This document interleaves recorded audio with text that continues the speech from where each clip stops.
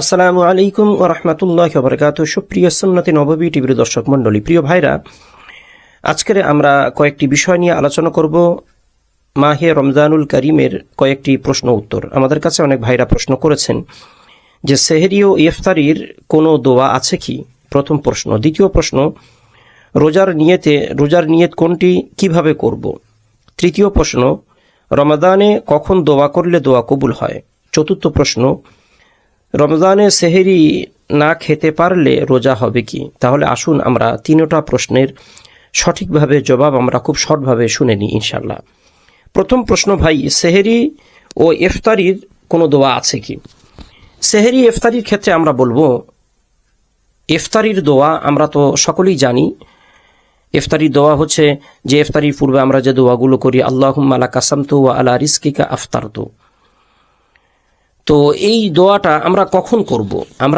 আমরা ইফতারি খাওয়ার পূর্বে করব না খাওয়ার পরে আমরা করব? দেখেন, খাবার পূর্বে রাসূল আকরাম সাল্লাল্লাহু আলাইহি ওয়াসাল্লাম বলেন, খাবার পূর্বেই, প্রত্যেক জিনিস খাবার পূর্বে একটি দোয়া আছে। দোয়াটি হচ্ছে বিসমিল্লাহির রহমানির রহিম। বিসমিল্লাহ বলে খাবার লোকমা মুখে তুলে নেওয়া, বিসমিল্লাহ বলে খাবার খাওয়া। কিন্তু এই যে ইফতারির যে দোয়া, আমরা দোয়াটা তাহলে কখন বলবো আমরা? দেখুন, এই একটা দোয়া আছে, আরেকটি দোয়া আছে, জাহাবাজ জামাগু অবতাল্লাতিল উরুকু ওয়াসাবাতুল আজরু ইনশাআল্লাহ। তো এই যে দুইটা দোয়া, আল্লাহুম্মা লা কাসামতু ওয়া আলা রিজকিকা আফতারতু আর জাহাবাজ জামা অবতাল্লাতিল উরুক ওয়াসাবাতুল আজরু ইনশাআল্লাহ, দুইটা দোয়া। এই দুইটা দোয়া আমরা কখন করব? ইফতারির পূর্বে করব না ইফতারির পরে করব? যদি আমরা অর্থের দিকে যদি তাকাই, তাহলে আমাদের দেখেন প্রথম যে দোয়াটা, যেটা আমাদের মসজিদের মাইকে বলা হয় কিংবা ইফতারের চার্টে যেটা লেখা থাকে, আমরা সবাই যেটা জানি, দোয়াটা হচ্ছে আল্লাহুম্মা লা কাসামতু ওয়া আলা রিজকিকা আফতারতু, যার অর্থ, আয় আল্লাহ, আমি আপনার জন্য রোজা রেখেছি, ওয়া আলা রিজকিকা, আমি ইফতার করেছি, আফতারতু, আমি রোজা রেখেছি আপনার জন্য, আর ইফতার করেছি আপনার দেওয়া রিজিক দিয়ে আমি ইফতার করেছি। তাহলে বলেন, এই দোয়াটা কখন বলবো? দোয়াটা ইফতারের পূর্বে বলবো, আমি ইফতার করলাম না আর বললাম আল্লাহ আপনার দেওয়া রুজি দিয়ে আমি ইফতার করেছি। অর্থ কি বোঝায়? অর্থ বোঝায় ইফতারের পরে এই দোয়াটা করা। আরেকটি দোয়া যেটি জাহাবাজ জামা, আমার শরীর স্থির হয়ে গেছে, অবতাল্লাতিল উরুক, আমার রগগুলো ঠান্ডা হয়ে গেছে, ওয়াসাবাতুল আজরু, এবং আমি এর বদলা, এর উজরাত বা এর নেকি আমি পেয়ে গেছি ইনশাআল্লাহ, আল্লাহর পক্ষ থেকে ইনশাআল্লাহ। তো এই যে দোয়াটা, যে আমার রগ ঠান্ডা হয়ে গেছে, আমার শিরা উপশিরাগুলো নিস্তেজ হয়ে গেছে, আমি আপনার জন্য রোজা রেখেছি, আপনি আমার সওয়াব প্রদান করেছে, এটিকে আমরা ইফতারের পূর্বে করব না ইফতারের পরে করব? যদি অর্থের দিকে যদি তাকাই, তাহলে আমরা নিজেরাই বুঝতে পারবো যে এই দোয়াটা করতে হবে ইফতারের পরে, বা ইফতার খেতে খেতে, বা ইফতার কয়েকটা লোকমা ইফতার খেলাম, খাওয়ার পরে আমি এই দোয়াটা করলাম, জাহাবাজ জামা অবতাল্লাতিল উরুক ওয়াসাবাতুল আজরু ইনশাআল্লাহ, আমি প্রাসান্য লাভ করেছি, আমার রগগুলো নিস্তেজ হয়ে গেছে, ঠান্ডা হয়ে গেছে, ওয়াসাবাতুল আজরু ইনশাআল্লাহ, আল্লাহর পক্ষ থেকে আমি উজরত এবং পারিশ্রমিক অবশ্যই আমি পাবো ইনশাআল্লাহ। আরেকটা দোয়া, আল্লাহুম্মা লা কাসামতু ওয়া আলা রিজকিকা আফতারতু, আল্লাহ আপনার জন্য রোজা রেখেছি, আর আপনার দেওয়া, আপনার প্রদত্ত রিজিক দিয়ে আমি ইফতারও করেছি। কাজেই এই দোয়াটা করতে হবে, এই ইফতারের দোয়াটা ইফতার খেতে খেতে কিংবা ইফতার খাওয়ার পরে, কিন্তু ইফতার খাওয়ার পূর্বে বলতে হবে বিসমিল্লাহির রহমানির রহিম। তাহলে ভাই, ইফতারের দোয়াটা আমরা বুঝতে পারলাম। রইল কথা ইফতারি সেহরির দোয়া। সেহরির কোনো দোয়া নেই, সেহরি খাওয়ার জন্য নিয়ত করে ওঠা, সেহরি খাওয়া। সেহরির মধ্যে রাসূলুল্লাহ সাল্লাল্লাহু আলাইহি ওয়াসাল্লাম বলেন, অনেক রোগের শেফা আল্লাহ তাআলা রেখেছেন, সেহরির মধ্যে বারাকা আছে। দ্বিতীয় প্রশ্ন, রোজার নিয়ত কোনটি এবং কিভাবে করব রোজার নিয়ত? দেখেন ভাইরা, রোজার নিয়ত আমাদের আবিধানিকভাবে আমাদের যে উপমহাদেশগুলোতে দেখি আমরা, আমাদের মাদ্রাসার যে রমজানের চার্টগুলো আছে কিংবা আমাদের মসজিদ থেকে যে রোজার চার্টগুলো বানানো হয়, তাতে লেখা আছে নাওয়াইতুয়ান আসমা গাদান মিন শাহরে রমাজানুল মুবারক ফাতাকাব্বাল মিন্নি ইন্নাকা আনতাস সামিউল আলিম। এই যে দোয়াটা, এই যে হাদিসটা, এই হাদিসটা ভুয়া হাদিস, সম্পূর্ণ ভুয়া হাদিস।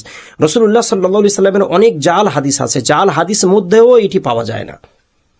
আমরা আমল করব রাসূলুল্লাহ সাল্লাল্লাহু আলাইহি সাল্লাম যে আমলটা করেছেন, কারণ রাসূলুল্লাহর সময় রোজা ছিল, রাসূলুল্লাহ থাকা অবস্থা রোজা ফরজ হয়েছে, সাহাবী আজমাইনগণ রোজা রেখেছেন, তারা কি বলে নিয়ত করেছেন। দেখেন, রোজার নিয়ত দুই রকম হয়, একটি হচ্ছে নিয়ত করা আর নিয়ত বলা। নিয়ত করাটা হচ্ছে ফরজ আর নিয়ত বলাটা ফরজ নয়। নিয়ত ভালোভাবে শুনবেন, রোজার নিয়ত দুই প্রকারে করা যায়, একটি হচ্ছে নিয়ত করা, আরেকটি হচ্ছে নিয়ত বলা। বলা আর করা দুইটা কিন্তু একই নয়, দুইটার মধ্যে আসমান জমিন পার্থক্য আছে। নিয়ত বলা কথার অর্থ হচ্ছে এই যে আমরা যে আবিধানিকভাবে যে নিয়তটা বলি আমরা, নাওয়াইতুয়ান আসমা গাদান মিন শাহরে রমাজানুল মুবারক, এটা হাদিসের মধ্যে নাই, আর এটি জাল হাদিস, জাল হাদিসের পর্যায়ে পড়ে না। আর নিয়ত করার কথার অর্থ হচ্ছে আমি সেহরির সময় উঠলাম, সেহরির সময় উঠে আমি রোজার জন্যই উঠেছি, রোজার জন্য কিছু আহার আমি করছি, এর নাম হচ্ছে নিয়ত করা। বা রাত্রেবেলা ঘুমানোর পূর্বে আমি আল্লাহর কাছে দোয়া চাইলাম, মনে মনে এই নিয়ত করলাম, সংকল্পবদ্ধ হলাম, আল্লাহ যদি আপনি আমাকে ভোরবেলা যদি জাগিয়ে দেন, আমি সেহরি খাবো, আগামীকাল অবশ্যই আমি রোজা রাখবো। রোজা রাখার জন্য নিয়ত করা হচ্ছে ফরজ, আর নিয়ত করা হচ্ছে মন থেকে সংকল্পবদ্ধ হওয়ার নাম হচ্ছে নিয়ত। সুবহানাল্লাহ, এর থেকে আলাদা কোনো নিয়ত নাই। মনে মনে সংকল্পবদ্ধ যখন আমি হব তখনই আমার নিয়ত অবশ্যই হয়ে যাবে, আর এই নিয়তটাই হচ্ছে আসল নিয়ত। তৃতীয় প্রশ্ন, রমজানে কখন দোয়া করলে দোয়া কবুল হয়? রাসূল আকরাম সাল্লাল্লাহু আলাইহি ওয়াসাল্লাম বলেন, 3 ব্যক্তির দোয়া আল্লাহ তাআলা কখনো ফেরত দেন না। তার মধ্যে একজন ব্যক্তি হচ্ছে রোজাদার ব্যক্তি। আর রাসূলুল্লাহ সাল্লাল্লাহু আলাইহি সাল্লাম বলেন, রমজানের মাসে রোজা রাখার পরে, বিশেষ করে ইফতারির পূর্বে আমরা যে ছোলা, মুড়ি, খেজুর বা বাগুনি, চপ বা বিভিন্ন রকমের যে আইটেম খাদ্য খাবারগুলো আমরা সামনে নিয়ে নাড়াচড়া আমরা করি, রাসূলুল্লাহ সাল্লাল্লাহু আলাইহি সাল্লাম বলেন, এই সময় আমার কোনো উম্মতি কেউ যদি আল্লাহর কাছে 2টা হাত তুলে কায়েম অনুবাক্যে কিংবা মন থেকে যা দোয়া চাইবে, আল্লাহ তাআলা অবশ্যই তার দোয়াকে কবুল করবেন। সুবহানাল্লাহ, দোয়া কবুল হওয়ার উত্তম সময় হচ্ছে এই ইফতারের পূর্বে, যে সময় আমরা খাবার টাবার নিয়ে আমরা ব্যস্ততার মধ্যে পড়ে থাকি, আজে বাজে কথা, এদিক ওদিক শোনা, এদিক ওদিক তাকানোর মধ্যে ব্যস্ত থাকি, ওই সময় আমাদের দোয়ার আসল সময়টা পার হয়ে যায়। কাজেই এই সময় আমরা যদি সকলেই যদি দোয়া করতে পারি, যে দোয়া চাইব আমার জন্য যদি সেটি বৈধ হয়, আমার জন্য যদি সেটি মঙ্গলজনক হয়, তাহলে অবশ্যই আল্লাহ তাআলা আমাদের সে দোয়াকে কবুল করবেন। কাজেই আমরা এই সুবর্ণ সুযোগটা রমজান মাসে, বিশেষ করে এই সুবর্ণ সুযোগটা আমরা ছাড়ব না। চতুর্থ প্রশ্ন, সেহরি খেতে না পারলে কি রোজা হবে? অবশ্যই রোজা হয়ে যাবে। তার আগের দিন যেহেতু আমার নিয়ত রয়েছে আমি সেহরি যদি উঠতে পারি সেহরি খাবো, আর উঠতে না পারলেও কোনো অসুবিধা নেই, ওই নিয়তেই যথেষ্ট হয়ে যাবে। কাজে সেহরি, অনেকেই বলেন যে আজকের সেহরিতে উঠতে পারি নাই, রোজা রাখবো কি হুজুর? এইরকম কোনো প্রশ্নের কোনো দরকার নাই। আপনি তো নিয়ত করেছিলেন যে আপনি সেহরি খেতে উঠবেন, কোনো কারণবশত আপনি উঠতে পারেননি, কিংবা আপনি উঠেছেন, খুব ঘুম লাগছে, আপনি ঘুমিয়ে পড়েছেন, আপনার নিয়ত, রোজার নিয়ত অলরেডি হয়ে গেছে, আপনি রোজা রেখে দেবেন, রোজা আপনি কখনো ভাঙবেন না। পঞ্চম প্রশ্ন, যে রমজান মাসে কোন কোন ইবাদত কোন সময় করলে সব থেকে ভালো হয়? দেখেন ভাই, রমজান মাস হচ্ছে ইবাদতের জন্য ভরা মৌসুম। ইবাদতের সুবর্ণ একটি মাস হচ্ছে রমজান মাস, মাহে রমজান মাস। এই মাহে রমজান মাসে যে কোনো সময় যে কোনো ইবাদত, তাসবিহ, তাহলিল আপনি করবেন। অন্য সময় একটি ফরজ ইবাদত করলে একটি ফরজের সওয়াব আপনি পাবেন, আর রমজান মাসে একটি ফরজ ইবাদত করলে 70টা ফরজ ইবাদত করা সওয়াব আপনি পেয়ে যাবেন। কাজেই রমজান মাসে যদি আমরা 1 টাকা যদি দান করি, 70 টাকা দান করার সওয়াব পাবো। অন্য মাসে 1 টাকা দান করলে 1 টাকার সওয়াব। রমজান মাসে আমরা যেহেতু সেহরির সময় প্রত্যেকেই আমরা উঠি, তাই না ভাই? প্রত্যেকেই সেহরিতে উঠবো, একটু সময় আগে উঠবো, 15টা মিনিট আগে আমরা উঠবো, উজু করব, উজু করে 2-4 রাকাত তাহাজ্জুদের নামাজ আমরা পড়ে নেব।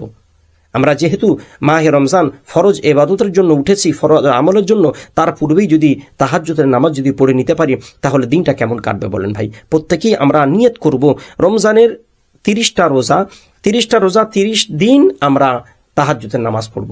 যদি পড়তে পারি তাহলে আল্লাহ তাআলা আমাদের প্রতি অত্যন্ত খুশি হয়ে যাবেন। মাহে রমজান আমাদের জন্য বারাকার একটি ওসিলা হয়ে যাবে। আসসালামু আলাইকুম ওয়া রাহমাতুল্লাহি ওয়া বারাকাতুহু।